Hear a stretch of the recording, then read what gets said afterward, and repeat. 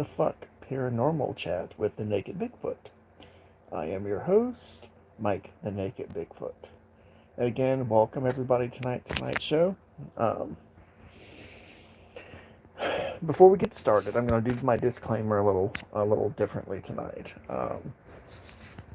Tonight we are going to be talking about death. Now, we're not going to be talking about death with the small d. We're going to be talking about death with a capital D, um, as a force, as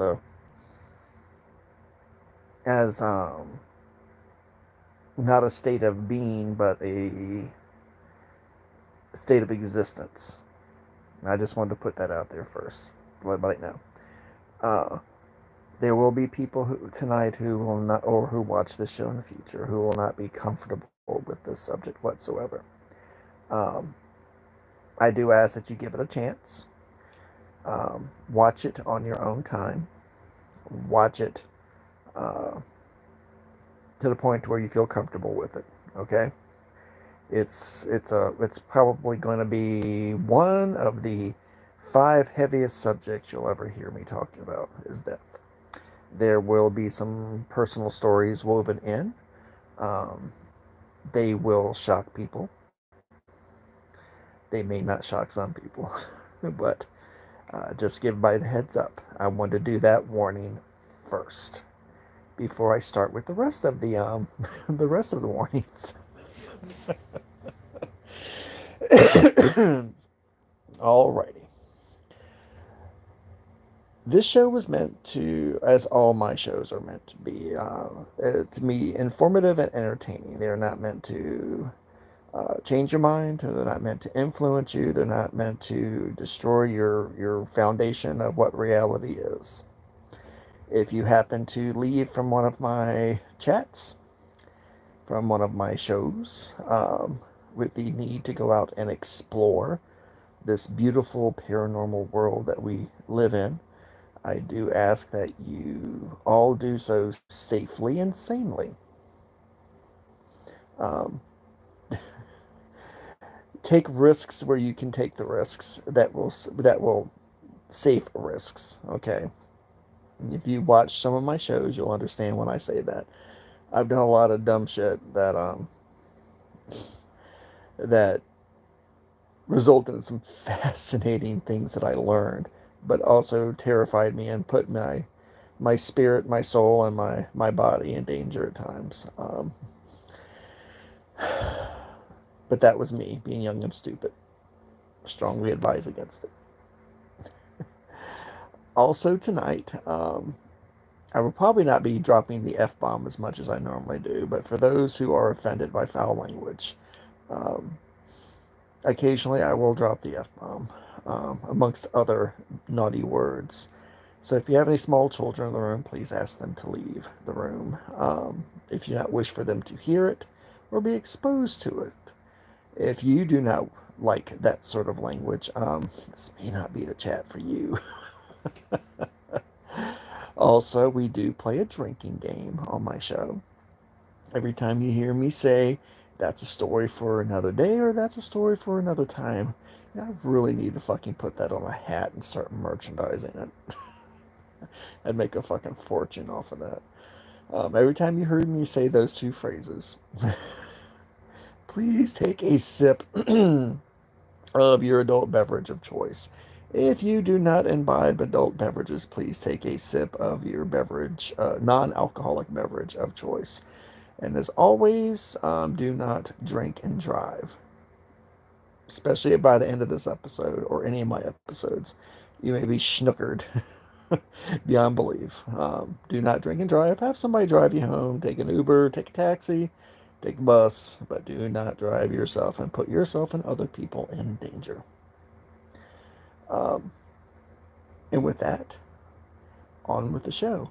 Okay. Some people who know me well, who will watch this show or follow me with any kind of attention, probably were surprised that I used the phrase "angel of death" to title tonight's episode. Well, I wanted to title the episode Everybody knows how I. Those who don't know, please review some of my earlier episodes, namely the one on angels and demons, to understand how I feel about the concept of angels and demons. Uh,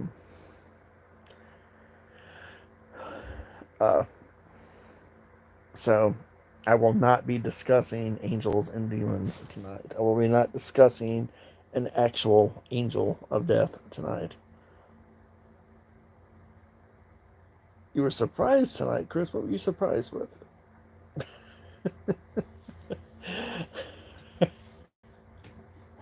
Um, Let me tell you really quick. I will be talking again about, like I said earlier at the introduction of tonight's episode. Um,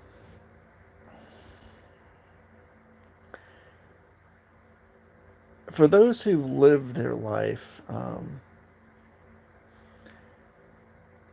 immersed, there's no other way to put it, and the paranormal, the supernatural, the preternatural, the world of the fantastic and disbelief. Um, the fast. I've always, God, how am I going to put this tonight? Ooh, how am I going to phrase it tonight? So I may have to fumble over a few of my words tonight, so please bear with me. Um, I was taught by my faith, and those who do not know my voodoo priest, Hongan, that when dealing with the subject of death and any of the incarnations of death, and I'll have to explain that a little bit later, what I meant by that, you should spend the day immersed in life before you discuss death, or before you face and hint or deal with death. Uh, Death to me has, well, I don't want to jump too far ahead.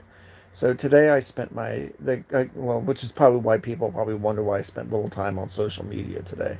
Um, Aside from the fact that Wednesdays are dialysis days, but after I got out, I instead of being taken to my dark, damp little room to sit on my bed and recover today, I requested that my family bring me out to my gardens in my yard, namely my hydrangea and my rose gardens, because they attract all sorts of really interesting wildlife, birds and shit like that. And I hear all the sounds of nature around me.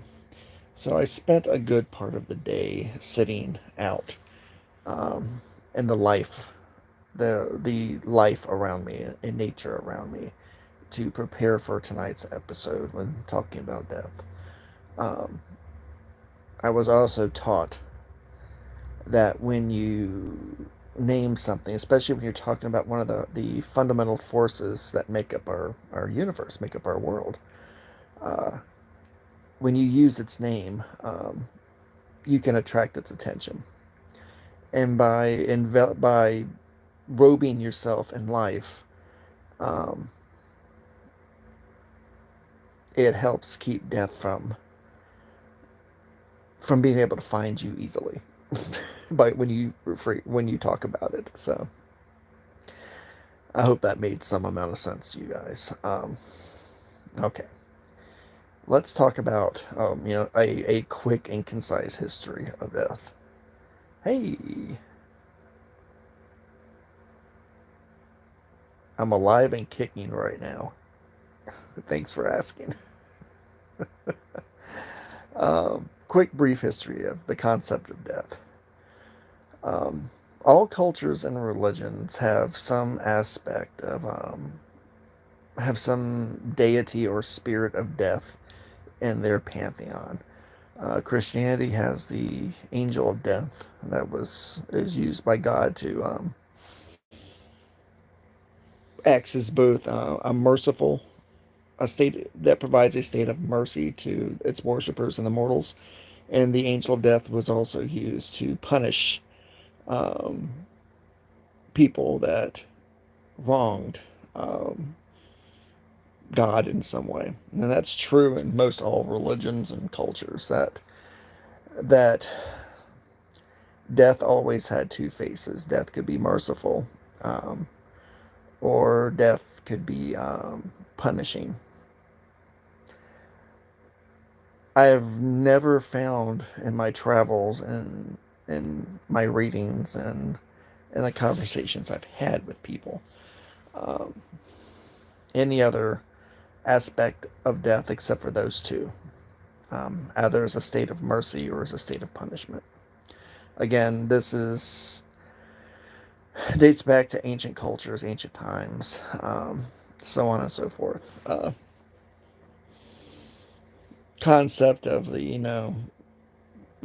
of the Grim Reaper is one aspect. Angel of Death, like I said early in Christianity, um, there was Kali.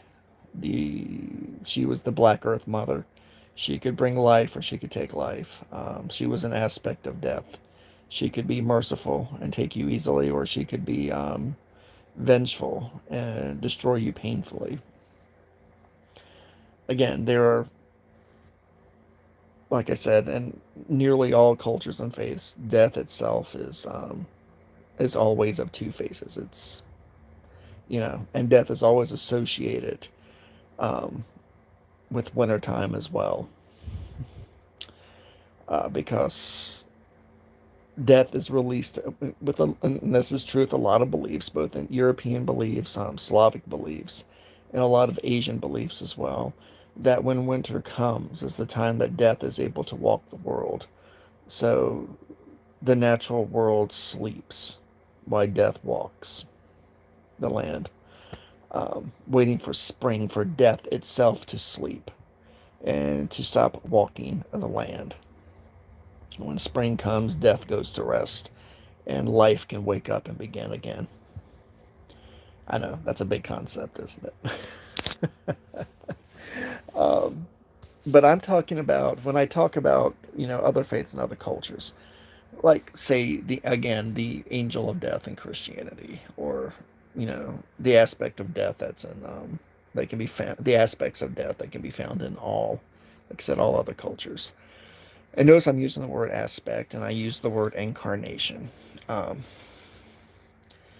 because it's been my experience and me in my travels and my investigations that the things we see as death, the Grim Reaper, the Angel of Death, so on and so forth. Um, oh, thank you, Bizarre World. You're pretty awesome. I appreciate that. That, again, these are aspects to a greater being. These are incarnations of something much greater than them. One of the fundamental forces that make up our universe, which is death itself. And I say death with a capital D. Um, but because death with a capital D is so expansive, um, it's hard, again, for, a rational human mind to think of this giant universal creature, this giant universal being, force, um, to be able to picture it reaching out to keep order in the world by bringing death as well as life to the world. So these spirits, these aspects of death, rose to do the bidding of death with a capital D. I know that might be a little too reaching, a little bit too metaphysical for tonight. But there is death, and then there is death with a small d, which is again the aspects of death, the angel of death, so on and so forth. And then there is death with a capital D, which is a fundamental force of the universe that makes up the universe. Without death, there's no life. Without life, there's no death. The two cannot exist without the other. And to be able to carry out its purpose on our world, on our mortal plane, um, again, it releases it has these incarnations, these spiritual incarnations of death have risen. Um, in all of our belief systems. God, I hope that made some sense. I know I'm a little bit rambly tonight because this is going to be a really hard. We're going to go into some heavy shit in about a second. And it's well, heavy for me. It won't be heavy for you. It's going to surprise a few of you. Some of you may not surprise whatsoever, but that's a story for another day.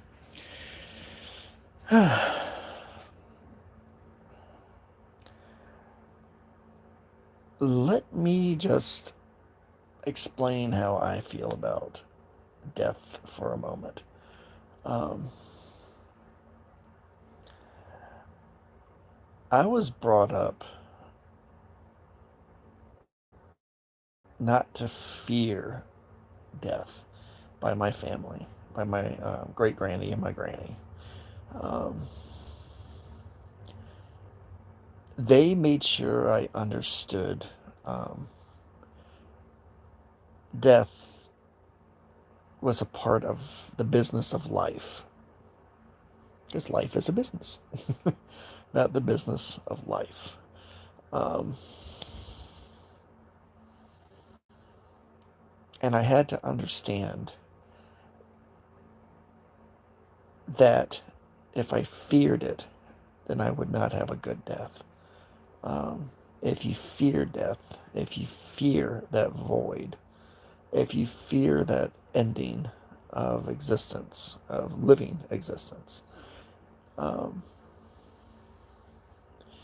transition into death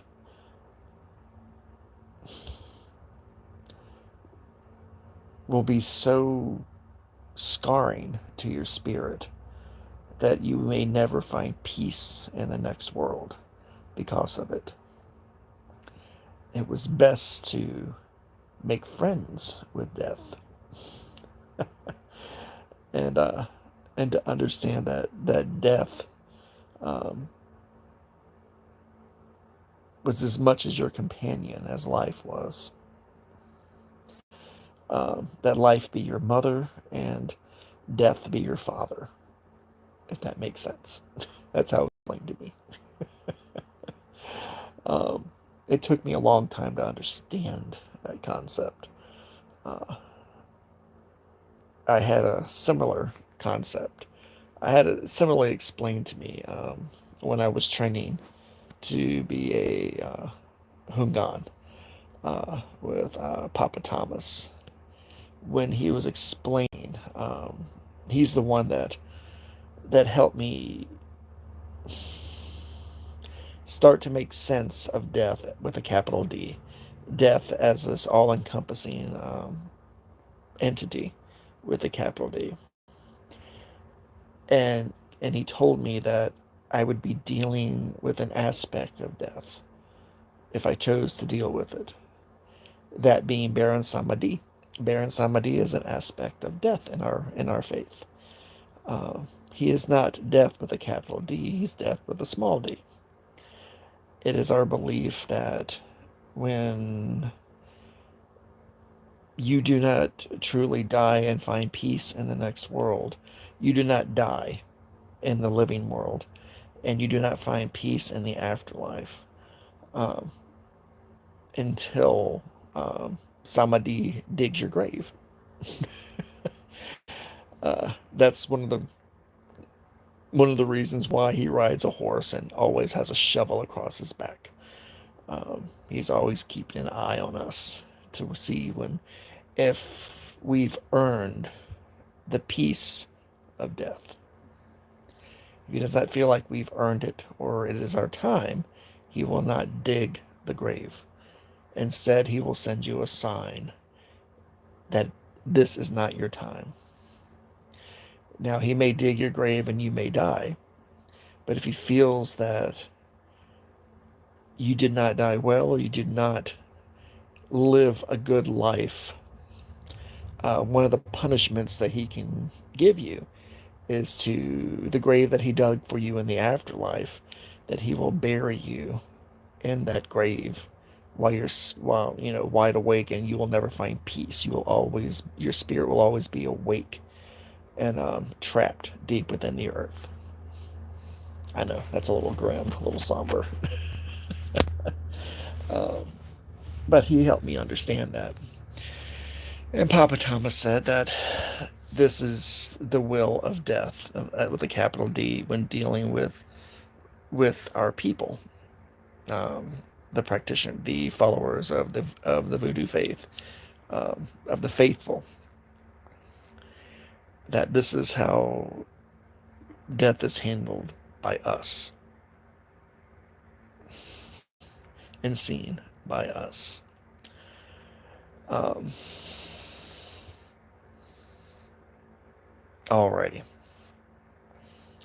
let's get even. I'm slowly, whittling down until I start the personal stories up to help people, try to explain some of these concepts. Some of these the concepts are huge. It's hard to find words to explain them sometimes. I can think the words, but I can't vocalize the words. I can think of the concept, but I can't find the words to explain it. Um, and death is one of those things. Is one of those things. Um,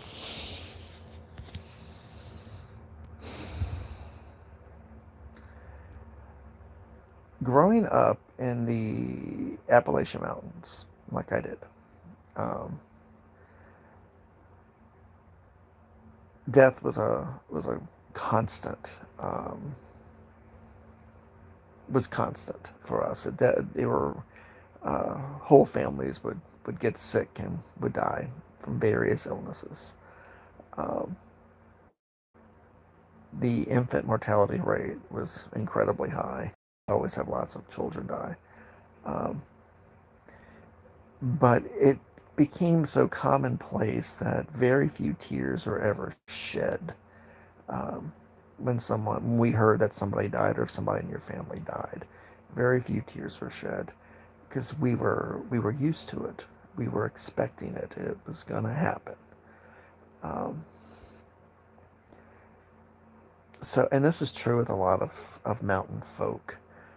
It's also true of a lot of some of the smaller communities that you find in other states, such as in Georgia and Alabama, Louisiana, Texas, even Colorado. I've found some communities like this as well that uh, death is an integral part of their existence. Um, they prepare for it early and to prepare their children for it early. Um, to know that you may not be on this world for very long. Um, so make sure that you're a good person now, so that your death is good, when the time comes. Another little bit of mountain wisdom for people to parse over tonight. I'm trying not to make tonight's discussion nebulous, or too vague, so please bear with me. If you feel like I am, please say something in the comments, or ask a question in the comments for me to clarify it a little bit better, and I'll do my best to do it, to make it, you know, add some clarity to it. But that's a little bit about how we mountain folks see death, you know. When our time comes, our time comes. That's something we would always hear us say. Time comes, time goes. um, I appreciate that bizarre world a great deal. Because you, the room just turned blue. Um,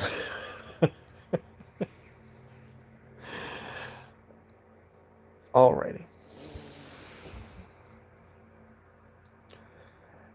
I find that when I try to explain high concepts, or nebulous concepts, such as death, again with a capital D,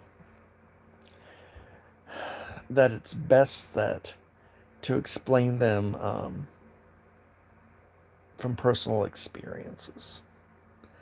So, here we go. Um, that's true, Chris. That's true. That's what we were brought up to believe, that you know live, life was hard and fast for us in the mountains. Very hard, very fast. Very few of us lived to be as old as my great granny or my granny. Uh, my great granny lived to be 102, and my granny lived to be 93. Um,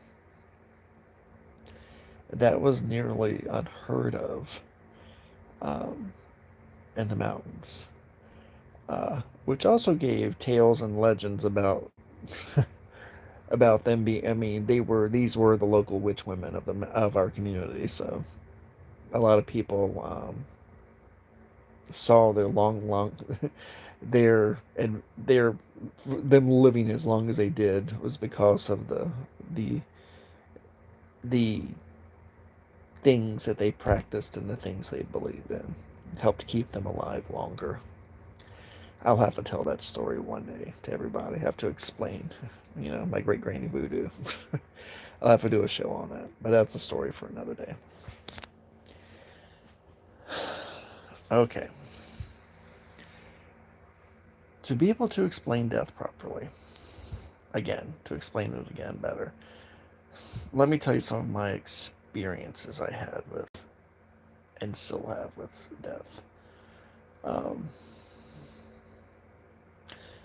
I had a great Uncle Carter. Um, he was a patriarch, a part of our clan, and he had moved out of the mountains and taken several of the families with him to strike out on his own in Virginia, Southside Virginia to be more precise, and a little town called Culpeper, well, in a county called Culpeper County in Virginia. He did well for himself, lived an amazing life, a good life, married, had many kids, many grandkids, many great grandchildren. And then his time came. He got cancer, some nebulous form of cancer that took him out. And my family came down out of the hills um, to bury him, to help bury him. Um, he started one of he started a family cemetery on his property. He had about 200 acres of property, and he started a family cemetery on the property, and he wanted to be buried in that family cemetery. So, and we always one of the traditions, and he kept the tradition, and his family kept the tradition. Um, was that when we die, the body is displayed in the home, in the bed, in which they slept in. The body is put in the bed, and people come into the bedroom to view the body. Um, the death rituals of the mountain people. Some people will find them strange. But from what I understood, once I went out and became educated on the subject, I found that this was a Papa Joey, I have not seen you or heard from you in so long. Thank you for coming on, dude. Uh, when I found out that this was an old tradition, just not for my family, it happened with a lot of families where they would um, have the bodies in house. They would sometimes have a coffin in house that they would display the body in, or they would display the bodies sitting on a couch or in the bedroom lying on the bed. Well, we always had the bodies displayed on the bed.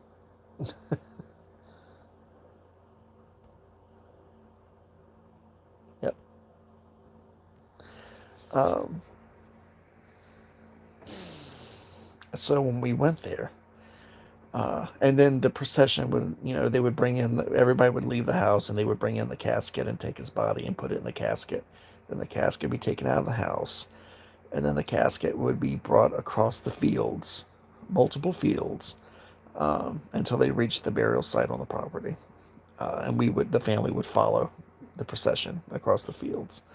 Um, God, I have pictures of this, of various, of this of this particular burial ritual that my family adhered to, that I think a lot of people would find interesting. So I need to post those at some point for everybody to look at. Well, when it was my turn to go in and view the body, everybody had to go in to view the body. Man, woman, child, I don't know how old you were. You had to go in and view the body. When it was my turn to go in and view the body, God, how old was I? I wasn't that old at all. I was in my teens. But when I went in, I saw something at the head of the bed where the pillow that his body was laying on. And it was an amorphous shape, a black cloud, slightly black cloud, that I just stopped and started staring at it. And the longer I stared at it, I saw that something was standing in the middle of this darkness. It was an outline, a human outline, head, shoulders, legs, chest, whole 9 yards. But it was a very dark form that was inside of this foggy cloud that was there, and it had its hand stretched out, resting on my great uncle Carter's forehead. I was a kid. I wasn't afraid.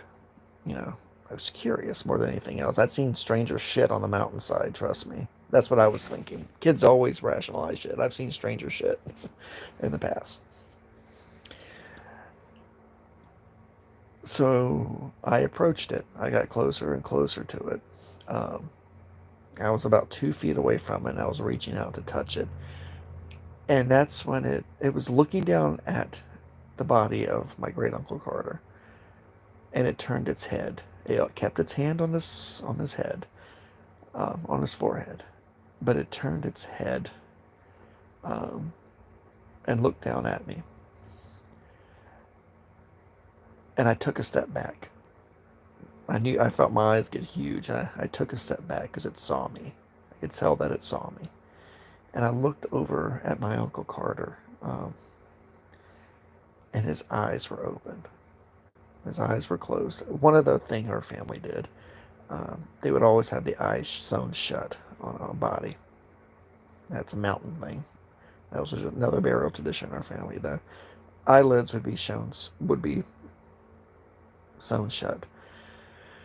But his eyes were wide open, and they were looking at me.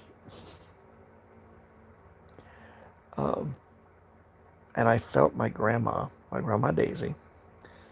She reached over, and she was still alive. And she reached over and touched my shoulder, and I jumped through the fucking ceiling. Literally, I felt like I was going to shoot right up through the ceiling.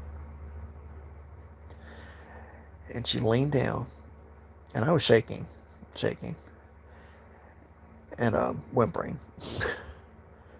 Because all this was happening in front of me, this shadowy figure in front of me, and my Uncle Carter's eyes were open, looking at me. She whispered in my ear, "Quiet down. The footman's not done with your uncle yet." And I looked up at her, and that's when she took me and turned me around, and I walked out, sent me back out the door. And I remember at the end of the funeral, after they put him in the grave, I could not get over the fact that his eyes were open and staring at me. But when we went to the gravesite and put him in the grave and viewed him one last time, his eyes were shut, and they were sewn shut the way they were supposed to be. And I remember sitting in the back of with my granny and my great granny in the back of the car, sitting there, and I was sitting between them. And I got up and I was looking out the back window, and I kept saying out loud, "He's not dead. He's not dead yet. Why are we leaving him there? He's not dead yet." And I was getting louder and louder and louder. And that's when my grandma Daisy turned me back around and sat me down. And she looked at me and she said, "I told you. Footman wasn't done when you saw him. The footman took him at the grave." I found out later what the footman was. The footman was her explanation of what death um, was the figure, the eternal footman. He was the one that would escort the body to the gravesite, was death, escorting the body to be buried. And right before it went into the ground, he would take his hand off of the forehead, and when he took his hand off, he would draw the spirit out of the body. And that's when him and the footman would go into the next life. Um, but that's what my family believed in, still believes in, more than likely. And that's how it was explained to me. The footman always walks with the body, with the soul, until it's time to leave, until the body has been placed where it needs to go. I know, Chris, it is creepy as fuck.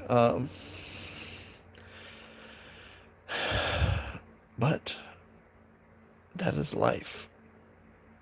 Oh, bizarre world, I am not done with the stories yet. We're about to get a little bit more personal after that. Uh, let's flash forward a little bit.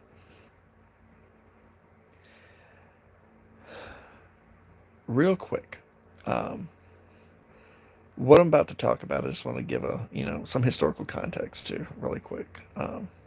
Let's talk about, Norse beliefs when it came to death.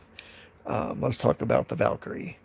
Uh, we all know that the Valkyries would were the spirits that would bring the dead to Valhalla. They would choose the dead and the spirits. The fallen at the different battles, and the Norsemen loved to battle. They would choose the dead to bring with them to Valhalla to sit at the table and to feast forever in Valhalla. But there is more to that story that some people may be aware of. Some people may not be aware of. So, those who are aware of it, please forgive me. For those who are not aware of it, here we go. The Valkyrie, they were also known as the choosers of the slain. They could see death coming for people. They could actually see the spirit of death come to take someone. They could see see death approaching a person, and they could actually hold death off from touching and taking that person. They did so when they saw a warrior that they felt had more to do in their life, or sometimes in some of the stories, it was a warrior that they would fall in love with, and they were able to keep death from taking them. Thus, they could choose who would live and they could choose who would die. Those who would die were at the gentle mercies of death. And then when death released the spirit, they would take the spirit with them. So in a sense, the Valkyrie was an incarnation of death as well. But the spirit of death itself was separate from the Valkyrie itself. Okay, just wanted to stick that out there really quick so you all will understand what I'm about to talk about. Or hope to understand what I'm about to talk about.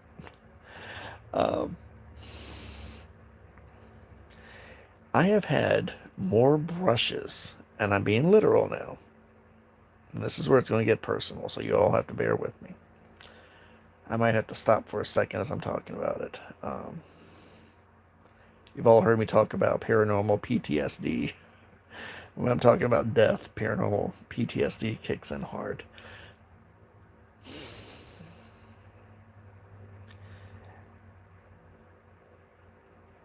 There have been instances,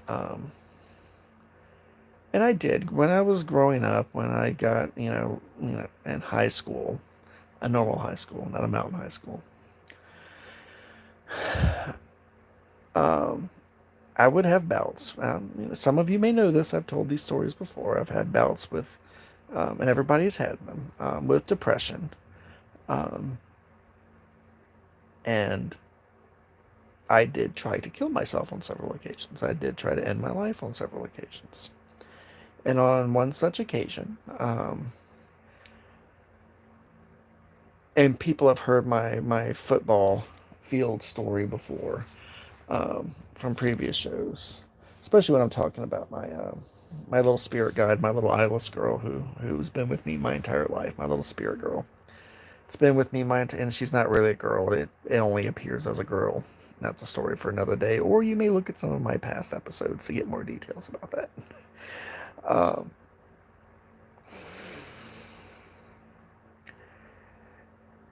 the time I was on the football field, per the story, which I never told much of, and I had the gun to my temple, and I was going to blow my brains out all over the place.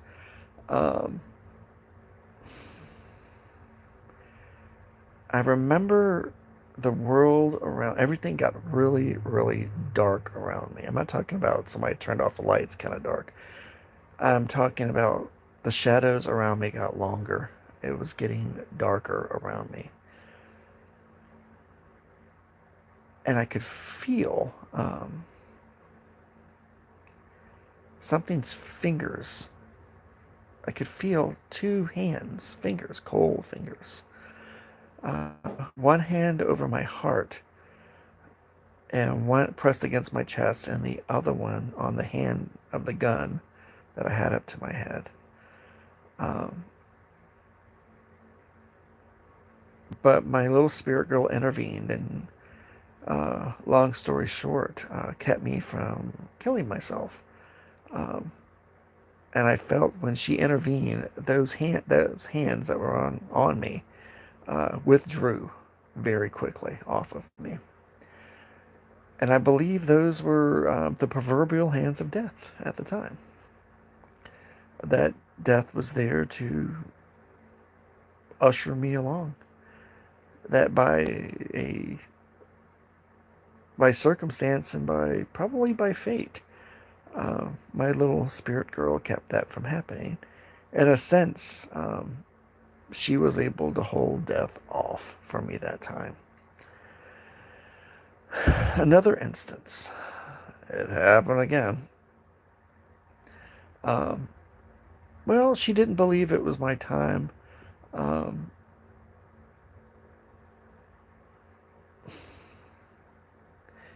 the motives of my spirit companion, I've never fully understood her motives behind being with me for so long. Um, I understand she can be incredibly helpful, but also incredibly dangerous at the same time. And a lot of people that have encountered her have picked up on the dangerous part pretty quickly. But that's a story for another day. Um, another time I was driving to write. God, I was going to Keysville, Virginia. For those who don't know Virginia, Keysville, Virginia. And I was going through, I was taking the old Briary Creek Road through Keysville, Virginia, and it was pouring down raining. And I was ball jacking it down the road. Um, and my plane, and I was going down an incredibly steep hill, uh, which is right beside the reservoir. And my car hydroplaned, and I spun out and shot over, crossed all the lanes, and, my car started tumbling and it landed upside down in a creek. And I shattered my left arm um, in the process, but I drug myself out of the car with my right hand. I drug myself out of the car and I drug myself up to the road. Um, Now, one thing I remember vividly, there's several things I remember vividly, but the first thing I remember is that I pulled myself, it seemed like forever, pulling myself back up that incline out of the creek and getting back up to the hardtop, back to the highway. And I was lying in a puddle of water, halfway into the highway, covered in blood coming out of everything possible on me. Um, and no one stopped. People blew their horns and drove around me to get around me, but no one ever stopped. Um, and I was trying to mumble and scream for help as I was had my face half emerged in the puddle of water. and no one would stop. Um, that actually helped shape my feelings towards humanity in general. But I'll have to tell that story another day. Because I still haven't gotten over that experience. And I had blood, I had split. I have a wonderful scar at the top of my head that runs down through here where my skull was split open. Um, and I had the blood running into my eyes. And the blood was mixing with the rainwater in the puddle that I was laying in. And I was looking down at the water. My face. I was so tired, in so much pain. I was going face first into the puddle. But when the blood hit the water, um, it took on a shape in the water, almost like a reflection. Like the blood was gathering around a reflection of someone that was standing over top of me, straddling my back, looking down at me. And when I saw the blood, like I said, just looking in the water, you wouldn't see it, but the blood that was dripping off my face and my head was helping to add shape to the reflection in the water. And I saw it looked a human shape. You could see a part of a head. But more importantly, I could see, and I can see it right now as I close my eyes, these two hands reaching down for my back of my head. And I realized, well, thank you for a Bizarre World for being here as long as you were. I do appreciate you. Lots of love for your family.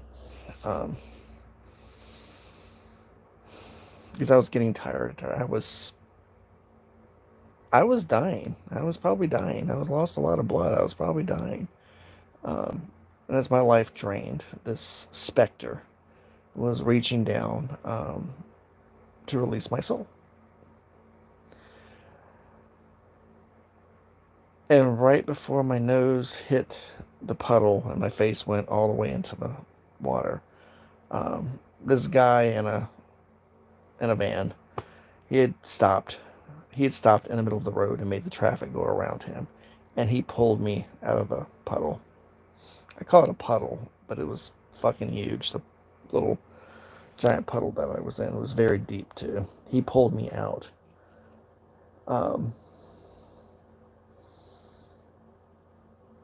And he pulled me into his van and he took me to the hospital in the back of it.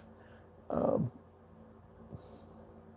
he intervened again with death again and pulled me out of it again, and I lived. I did not see this being again. Okay, let's fast forward a little bit more and let's talk about what happened a couple of years ago to me. This is the most nerve rattling experience I've ever had. And again, it was another brush with death. Me and Dad are good friends, apparently.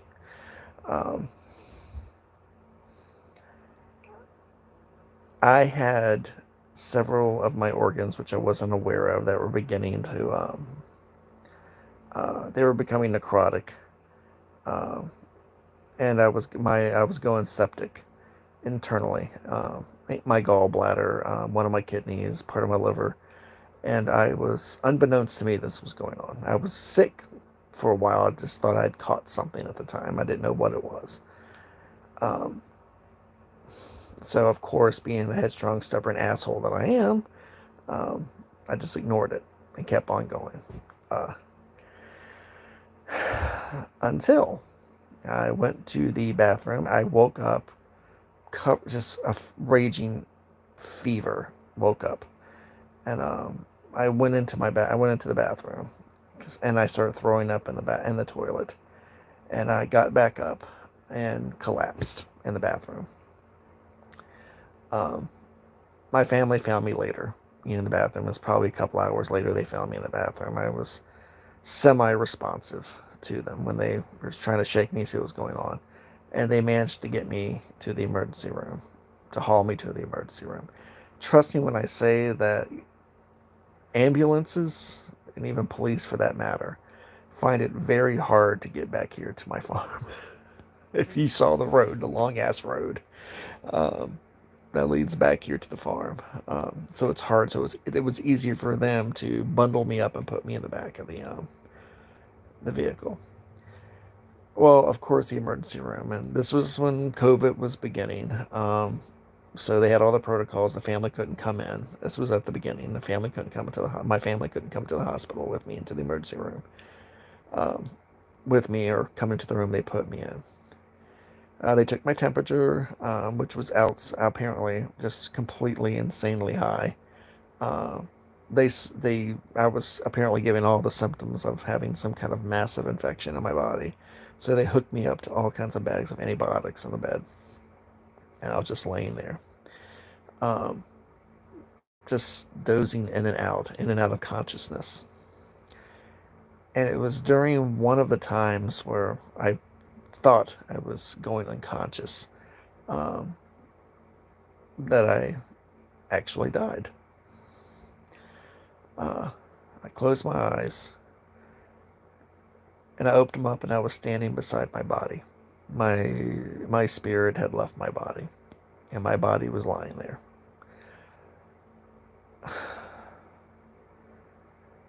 I looked around the room, the emergency room. It was empty, had nobody there.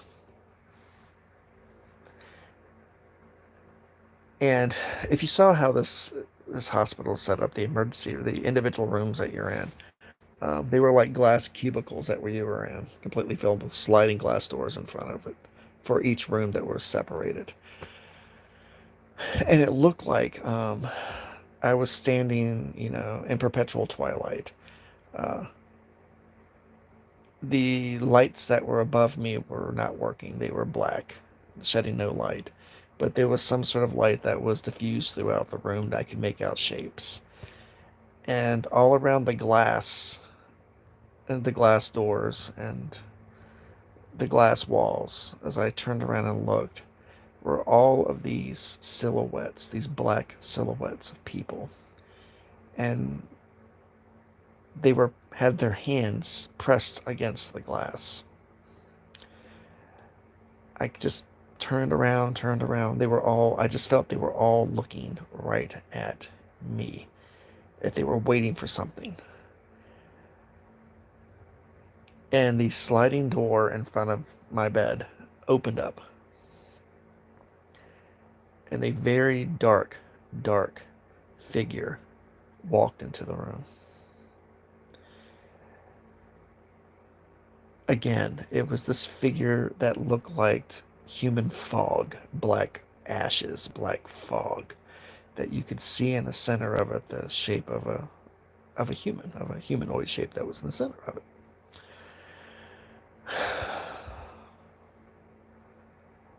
And it held out its hand to me. I felt myself reaching my hand out to it, to reach its hand as well, to take its hand. And when my hand was about 6 inches away from its outstretched hand, I heard this voice say, "You look very tired. It looks like you need to rest." I got goosebumps. You understand when I first told this story to my family, that we were all in tears after I told this story to them.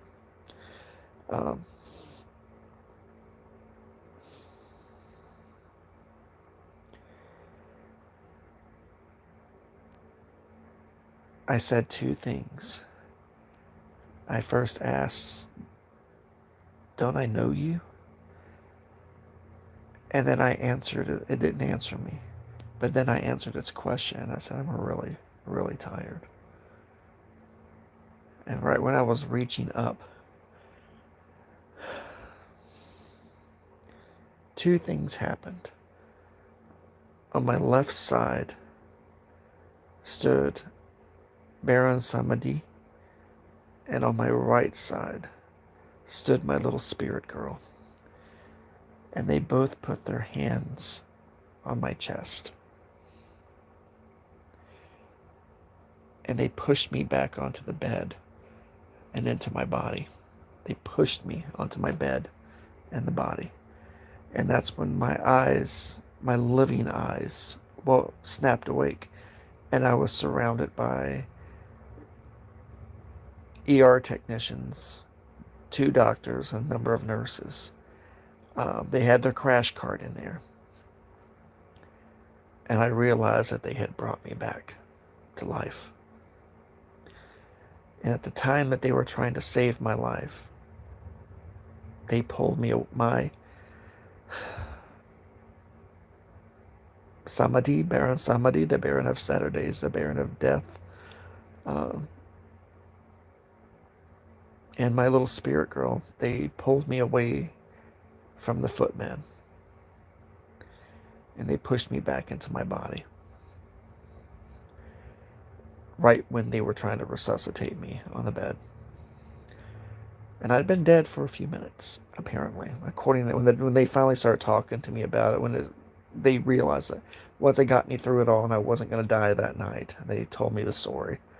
That every alarm in the building went off because I crashed. I stopped breathing. My heart stopped. Everything inside of me was shutting down. And they said right when we were bringing you back and we were shocking you to bring you back, you snapped your eyes awake, but you weren't breathing. I had an amazing nurse. But you still weren't breathing, but your eyes were opened, and looked at all of us. And we knew we were going to be able to bring you back when we saw that. Well, long story short, they brought me, of course, they got me through the hard part. They kept me alive. They took me I got brought up to my room. Again, this was at the beginning of COVID, and the hospitals, were basically empty of patients, except for in dire patients in dire need or close to death. Those were the patients that you find in there. I literally had one floor to the hospital all to myself. And there were only 2 nurses at any time on the floor coming by to see me. And the doctor would come whenever he could come in. But during the entire week that I had spent in the hospital after that, I could see at night when I couldn't sleep. Or if I couldn't convince them to give me enough morphine. God, morphine's amazing, by the way. Oh, it's such good shit. They would always ask me if we're pain, did I want morphine? And I would always say, fuck yeah. And they'd hook a bro up with morphine all the time. It felt so good. I would see a group of 6 or 7 of these shadow figures walking behind that nebulous, smoky, ashy black form that I could see out the window to my door. Now, at the beginning, they would leave my door open. But once I started seeing these figures walking by my door, as if they were looking for someone, that I got the nurses to start shutting my door. But they would never come into my room. Every once in a while, and this happened for a week or so. When it happened for a week, I'd say a week, it was more like 8 days in the hospital. That figure would stop in my doorway briefly, and I could feel that it was turning around and looking at me and moving along, and trailed by these other shadowy figures behind it, these other silhouettes behind it.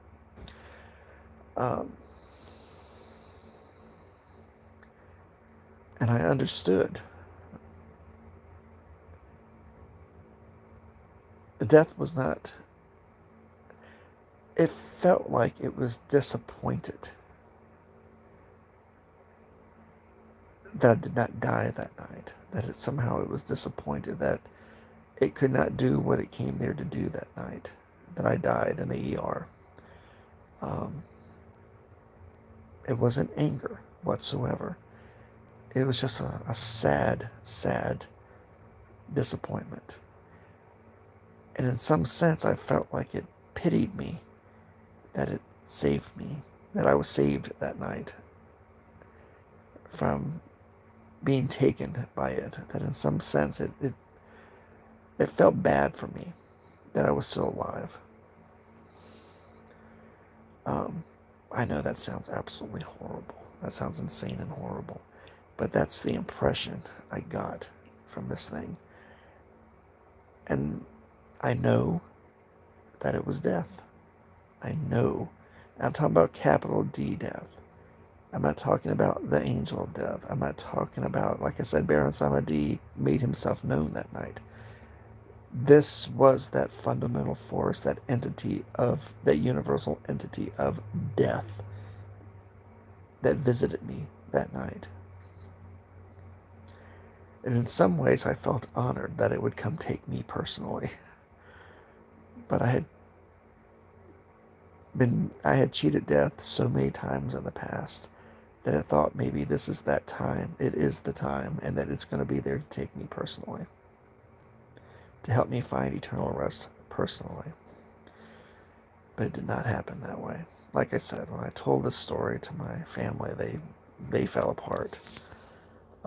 They just absolutely fell apart. I actually told part of this story to one of my nurses that would come in and check on me at night. And I think I scared the ever-living fuck out of her. And when she acted like this was not the first time she'd heard a story like that.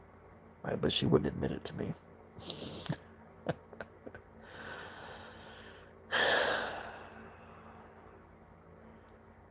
Again, I don't see, just to wrap it up really quick, death is not a punishment. I don't see death as a punishment. Death is that footman. Death is that gatekeeper to whatever afterlife you may believe in. There's a line in a book that I read once, and I can't remember what it was, what the name of the book was. One day I will remember the book. But it said that death would always come with gentle care. And death does have compassion. Now, death's aspects may not have compassion, but death itself does have compassion for you. I tried to end this one on a high note. Well, guys, I want to thank everybody for coming out tonight. I appreciate you. Appreciate everybody who did not come on tonight, who will be watching this in the future. We always try to entertain. If you've been playing the drinking game tonight, please do not drink and drive. If you are on Twitter, you can find me at VoodooMan3, or you can just search Mike the Naked Bigfoot, and you will find me. Please like and subscribe. Like and subscribe here on YouTube. If you did not like what you saw, that's okay. You're not going to hurt my feelings. I do take constructive criticism well, and I do try to use it. So feel free to leave a comment in the comment section, yay or nay. And as always, I love you guys. I really appreciate you being on tonight. And until next time, this is the Naked Bigfoot, and this is What the Fuck Paranormal Chat. Have an awesome night.